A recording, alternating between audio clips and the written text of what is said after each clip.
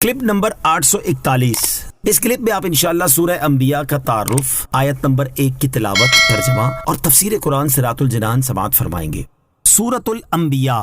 سورہ انبیاء کا تعارف۔ مقام نزول، سورہ انبیاء مکہ مکرمہ میں نازل ہوئی ہے۔ رکوع اور آیات کی تعداد، اس میں 7 رکوع اور 112 آیتیں ہیں۔ انبیاء نام رکھنے کی وجہ، اس صورت میں بکثرت انبیاء کرام علیہ الصلوۃ والسلام کا ذکر ہے، مثلا حضرت موسیٰ، حضرت عیسیٰ، حضرت ہارون، حضرت لوط، حضرت ابراہیم علیہ الصلوۃ والسلام اور بالخصوص سرکار دو عالم صلی اللہ تعالی علیہ وسلم کا ذکر ہے۔ اسی وجہ سے سورت کا نام سورۃ الانبیاء ہے۔ سورہ انبیاء کے مضامین، اس سورت کا مرکزی مضمون یہ ہے کہ اس میں اسلام کے بنیادی عقائد جیسے توحید، نبوت اور رسالت، قیامت کے دن دوبارہ زندہ کیے جانے اور اعمال کی جزا و سزا ملنے کو دلائل کے ساتھ بیان کیا گیا ہے، اور اس صورت میں یہ چیزیں بیان کی گئی ہیں۔ نمبر 1، اس کی ابتدا میں قیامت کا وقوع اور لوگوں کا حساب قریب ہونے اور لوگوں کے حساب کی سختیوں اور دیگر چیزوں سے غافل ہونے کا ذکر کیا گیا، اور یہ بیان کیا گیا ہے کہ لوگ قرآن سننے سے اعراض کرتے ہیں اور دنیاوی زندگی کی لذتوں سے دھوکہ کھائے بیٹھے ہیں۔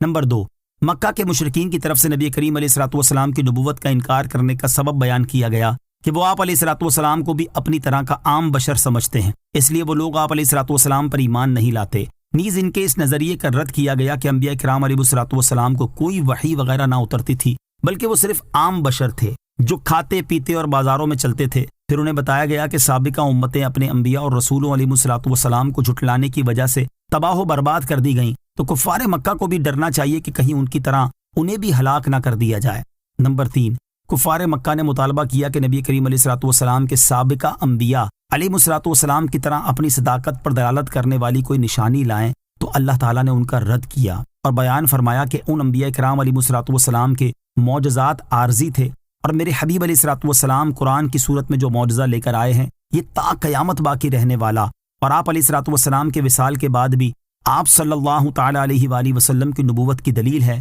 تو کیا ان کی صداقت کے لیے کفار کو یہ معجزہ کافی نہیں؟ نمبر 4، کفار فرشتوں کو اللہ تعالیٰ کی بیٹیاں کہتے تھے، ان کے اس عقیدے کا رد کیا گیا کہ فرشتے تو اللہ تعالیٰ کی فرما بردار اور عبادت گزار مخلوق ہے۔ نمبر 5، اللہ تعالیٰ نے اپنی وحدانیت اور معبود ہونے پر مختلف دلائل ذکر فرمائے، جیسے زمین و آسمان کی پیدائش، دن اور رات کے سلسلے کو قائم کرنا اللہ تعالیٰ کی قدرت و وحدانیت کی دلیل ہے۔ اسی طرح وحدانیت پر یہ دلیل قائم فرمائی کہ اگر اللہ کے ساتھ کوئی دوسرا خدا ہوتا تو کائنات کا نظام درہم برہم ہو جاتا۔ نمبر 6، انہی آیات کے ضمن میں حضرت موسیٰ، حضرت ہارون، حضرت ابراہیم، حضرت لوط، حضرت اسحاق، حضرت یعقوب، حضرت نوح، حضرت داؤد، حضرت سلیمان، حضرت ایوب، حضرت اسماعیل، حضرت ادریس، حضرت ذوالکفل، حضرت یونس، حضرت زکریہ، حضرت یحییٰ اور حضرت عیسیٰ علیہ الصلوۃ والسلام کے واقعات بیان فرمائے گئے۔ نمبر 7، ان واقعات کو بیان کرنے کے بعد فرمایا گیا کہ سب انبیاء کرام علیہ الصلوۃ والسلام کا یہی ایک مقصد تھا کہ وہ مخلوق کو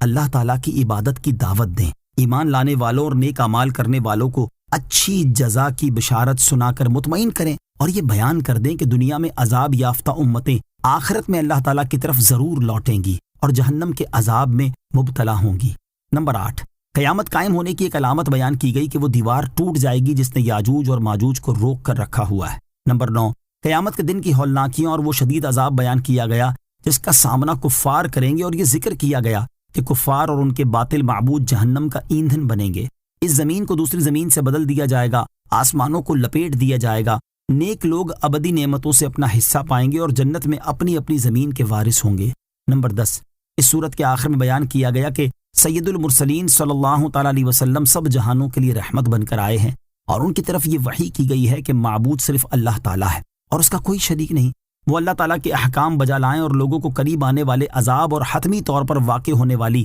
قیامت سے ڈرائیں، اور یہ بتا دیں کہ انہیں مہلت ملنا اور عذاب میں تاخیر ہونا ایک امتحان ہے۔ اللہ تعالیٰ اپنے حبیب علیہ الصلوۃ والسلام اور ان کے دشمنوں کے درمیان فیصلہ فرما دے گا، اور کفار کی تہمتوں اور بہتانوں کے مقابلے میں اللہ تعالیٰ اپنے حبیب علیہ الصلوۃ والسلام کا مددگار ہے۔ سورہ طٰہٰ کے ساتھ مناسبت، سورہ انبیاء کی اپنے سے ماقبل سورت طٰہٰ کے ساتھ مناسبت یہ ہے کہ سورہ طٰہٰ کے آخر میں قیامت کے آنے سے خبردار کیا گیا تھا، اور سورہ انبیاء کی ابتدا میں بھی قیامت کے آنے سے خبردار کیا گیا ہے۔ اسی طرح سورہ طٰہٰ میں یہ بیان کیا گیا تھا کہ دنیا کی زیب و زینت اور آرائش کی طرف نظر نہیں کرنی چاہیے، کیونکہ یہ سب زائل ہونے والی ہیں، اور سورہ انبیاء میں بیان کیا گیا کہ لوگوں کا حساب قریب ہے، اور اس کا تقاضا یہ ہے کہ دنیا کی فانی نعمتوں میں دل لگانے کی بجائے ان چیزوں کی تیاری کی طرف توجہ دینی چاہیے جن کا ہم سے حساب لیا جانا ہے۔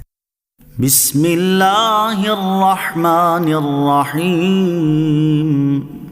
ترجمہ، اللہ کے نام سے شروع جو نہایت مہربان رحمت والا ہے۔ اقترب للناس حسابهم وهم في غفلة معرضون۔ ترجمہ، لوگوں کا حساب قریب آ گیا اور وہ غفلت میں منہ پھیرے ہوئے ہیں۔ اقترب للناس حسابهم،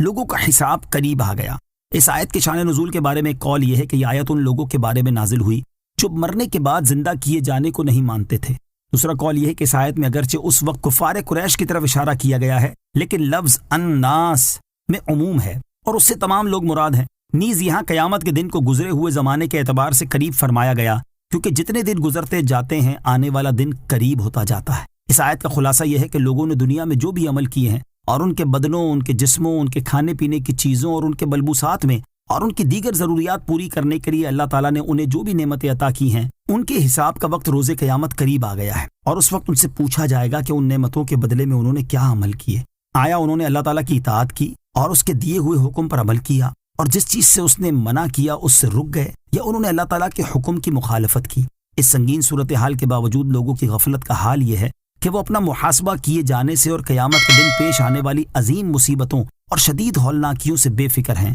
اور اس کے لیے تیاری کرنے سے منہ پھیرے ہوئے ہیں، اور انہیں اپنے انجام کی